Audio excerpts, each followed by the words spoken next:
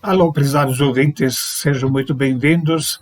Muito obrigado a todos os novos inscritos também e que Deus possa nos abençoar ao meditarmos sobre a sua palavra. Tenho pensado muito nos últimos meses sobre o que realmente seria mais importante para a Igreja de Cristo nesse tempo de pandemia, quando estamos entrando realmente nos tempos finais. Lembrei-me, então, da última oração que nós encontramos no livro de Apocalipse, capítulo 22, onde encontramos, então, a questão ou a palavra Maranata, quer dizer, ora vem Senhor Jesus. Este foi o último desejo expresso depois daquele relato sobre as tragédias que vão se abater sobre o mundo inteiro. A Bíblia diz, e o Espírito e a noiva esposa dizem, vem, e quem ouve diga, vem, e quem tem sede, venha, e quem quiser tome de graça da água da vida. Apocalipse 22, verso 17. Temos aqui, então, dois personagens pedindo pela vinda de Cristo. Em primeiro lugar, o Espírito Santo, que atua e habita na igreja. Em segundo lugar, a esposa ou a noiva de Cristo.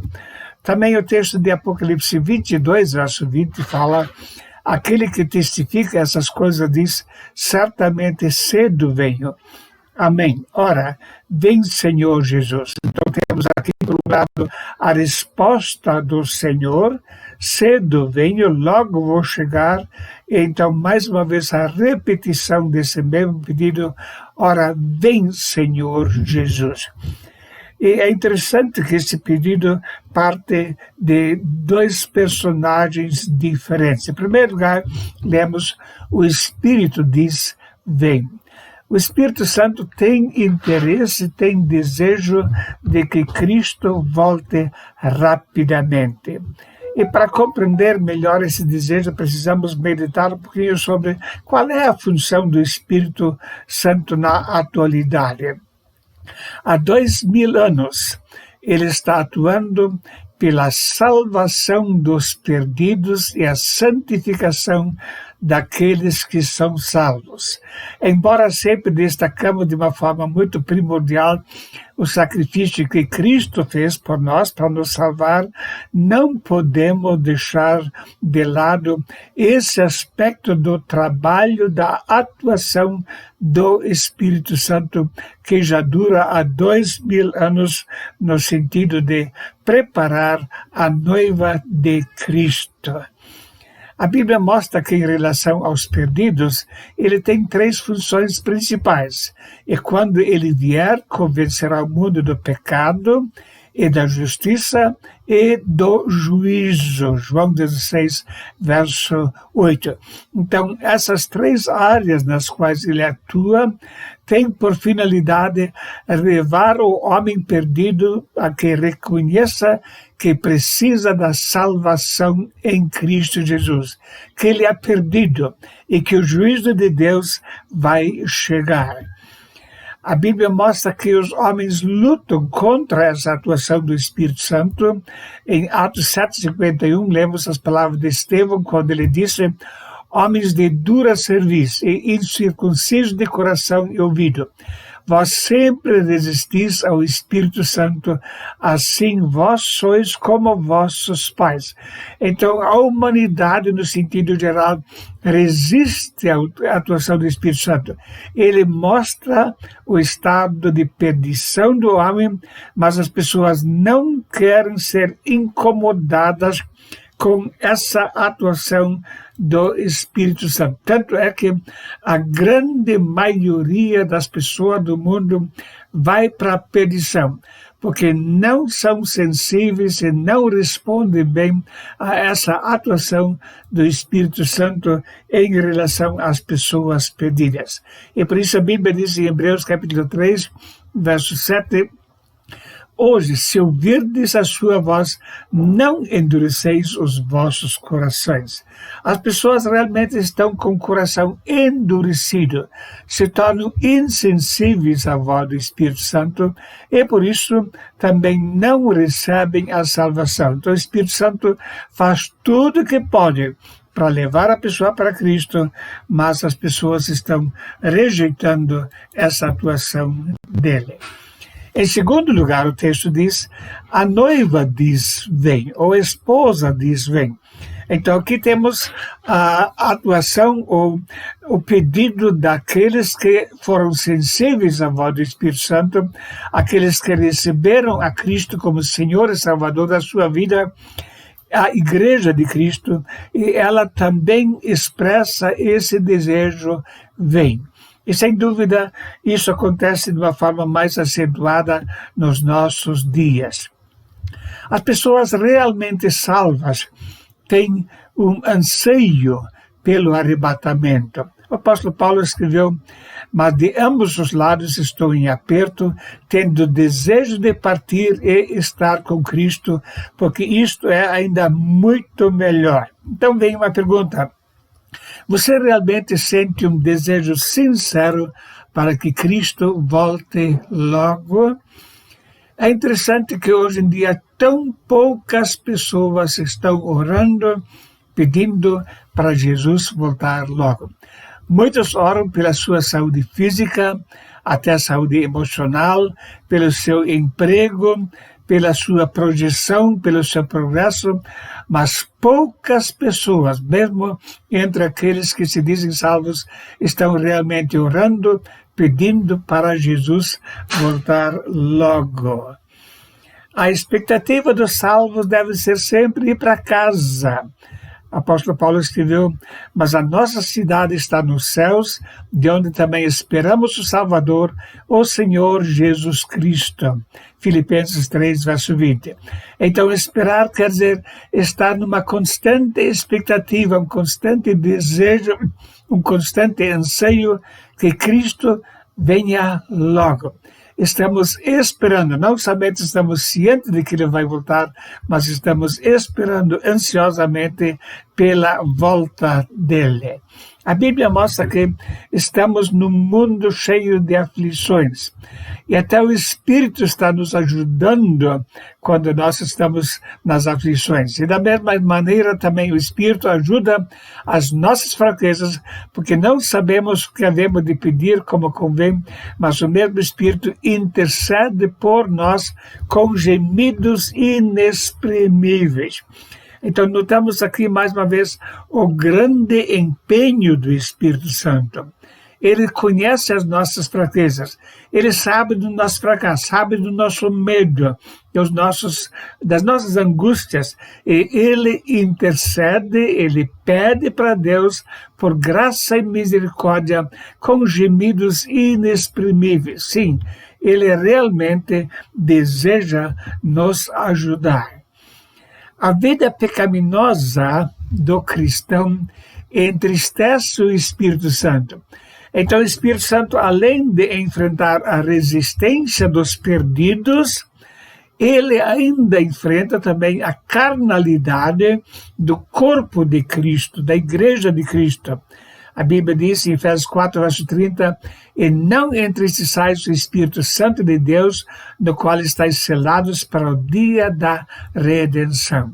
Então, isso entristece o Espírito Santo. Ele vai falar no capítulo 4 sobre despojar-se do velho homem e revestir-se do novo homem. Ele cita várias áreas na vida da pessoa que entristecem o Espírito Santo. A mentira, o roubo, a maledicência, quando a pessoa fica errado e assim por diante, são tudo áreas que entristecem o Espírito Santo. Então o Espírito Santo, além de ter o trabalho de atuar no coração dos descrentes para levá-los ao arrependimento, ele também está lutando constantemente pela nossa santificação. E a Bíblia mostra que uma pessoa que realmente tem essa esperança da volta de Cristo vai também se purificar. O apóstolo João escreve no capítulo 3, na primeira epístola de João 3, versos 2 e 3, amados, agora somos filhos de Deus e ainda não é manifestado o que havemos de ser. Mas sabemos que quando Ele se manifestar, seremos semelhantes a Ele, porque assim como é, o veremos. Então veja como ele conclui. E qualquer que nele tem essa esperança, purifica-se a si mesmo, como também ele é puro. Então, isso é uma das evidências de a pessoa realmente ser cristã, quando ela procura se purifica a si mesma, porque tem a esperança de em breve se encontrar com o Senhor Jesus Cristo nos ares. Nós somos imperfeitos. Em 1 João capítulo 1, verso 8, nós lemos: se dissermos que não temos pecado nenhum, nós mentimos e a verdade não está em nós. Mas no verso 9 ele acrescenta: se confessarmos os nossos pecados, ele é fiel e justo para nos perdoar os pecados e nos purificar de toda a injustiça. Então Deus trabalha em nós, o Espírito Santo trabalha em nós, ele se entristece quando nós estamos desobedecendo a sua voz. A Bíblia diz: eu mesmo Deus da paz vos santifique em tudo, e todo o vosso espírito e alma e corpo sejam plenamente conservados, irrepreensíveis para a vinda de nosso Senhor Jesus Cristo. 1 Tessalonicenses capítulo 5, verso 23. Então, Deus quer santificar o nosso corpo, nossa alma, nosso espírito por inteiro, preparando-nos dessa forma para o encontro do Senhor nos ares. E aquela pessoa que realmente tem desejo pela volta de Cristo, sem dúvida, vai estar dando lugar ao Espírito Santo para a sua purificação. Esse era o grande desejo do apóstolo Paulo. Porque estou zeloso de vós com o zelo de Deus, porque vos tenho preparado para vos apresentar como uma virgem pura a um marido, a saber, a Cristo. 2 Coríntios 11, 2. Ele trabalhou para apresentar uma virgem pura, a igreja de Cristo, de uma forma pura, a um marido, a um esposo, que é Jesus Cristo. Deus deseja que o encontro de Cristo com a igreja seja um encontro feliz, nesse sentido de que a igreja esteja realmente pura e santificada. Então, o amor vai se evidenciar pelo desejo de encontrar com o Senhor. Se alguém não ama o Senhor Jesus Cristo, seja anátema. Maranata, 1 Coríntios 16, 22. Temos duas vezes no Novo Testamento a palavra Maranata, uma em Apocalipse capítulo 22 e aqui também em 1 Coríntios capítulo 16. Então, se a pessoa realmente ama o Senhor Jesus, ela vai se santificar, ela vai desejar que Cristo volte logo. Então nos vem essa pergunta: estamos realmente orando Maranata? Gostaríamos que Cristo viesse hoje para buscar a sua igreja? Isso é muito mais importante do que muitas preocupações políticas, sociais e financeiras. O nosso estado espiritual, nós devemos lutar e trabalhar para que estejamos preparados para o dia quando Jesus vier nos buscar. Maranata. Você tem feito essa oração?